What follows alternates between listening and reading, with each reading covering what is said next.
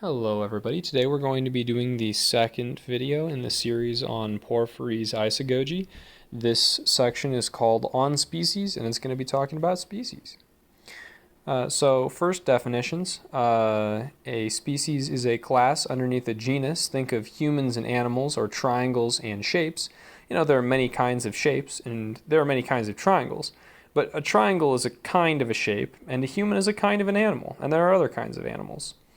That, and then the other definition is that which is arranged underneath a genus, and what a genus is predicated with respect to what it is. So remember, genus and species are both about what a thing is rather than how it is. If you think of a human can be sitting or standing, but sitting and standing are not about what the human is. It's a human. That's the whatness there. The howness is different. So genus and species are both predicated as to what a thing is rather than how it is.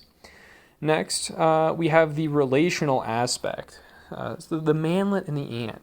You know, there's a manlet sitting on the side of the street one day. He's like 5'2". He's crying. He was getting bullied by Chad. Chad is literally 10 feet tall. He kicked the manlet. The manlet is sad. And an ant walks up to the manlet and says, "Hey, why are you so sad?" And he says, "'Cause I'm so small." And the ant says, "Well, to me, you look massive." And the manlet's like, "Yeah, compared to you, I am massive." You know, this is relationality. So genus and species are relational kinds of things. Something is a species in relation to a genus that's above it, but it's a genus with relation to a species which is below it. And our example here is the chain substance, body, and inanimate body, and then mineral. So substance is like the big genus at the top, but then body is both a genus and a species. Body is a genus when compared to inanimate, and it's a species when compared to substance. Then we have the most general genus and the most specific species. The one at the top, substance, is the most general genus. There's nothing more common, there's no larger genus than substance, you know, for the whatness to be predicated of. And then mineral is the smallest one. There aren't more species below mineral. Well, there probably are in reality, but for the sake of this example, there aren't. So mineral is the smallest. The mineral isn't a genus here for our purposes because there aren't other species below mineral, and substance isn't a species because there aren't more genus above substance. Then a quick, historical argument is being the most general genus, because, everything that exists seems to be, so is being the thing which is common to all of the genuses. Is this the largest one?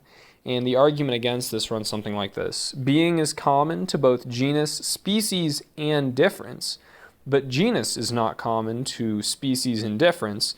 Therefore, being is other than genus. Then we have the most general genus and the most specific species. These are definitions from Porphyry. The most general genus is that which though it is a genus cannot also be a species, and the genus and that genus above which no other genus transcends.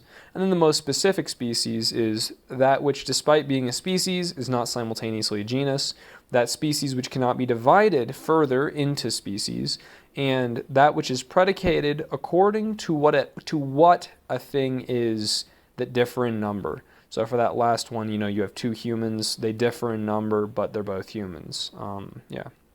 Then finally, a genus is predicated of every species under it, but a species is not predicated of every genus above it. So if you think of animal, animal is common to both lion and human. Lions are animals. Humans are animals. All the species under animal are animals. But the genus there is not, like the species is not predicated of the genus. Animal is not human. You can't predicate human of all animals. And that's going to be all for this episode. Thank you for watching.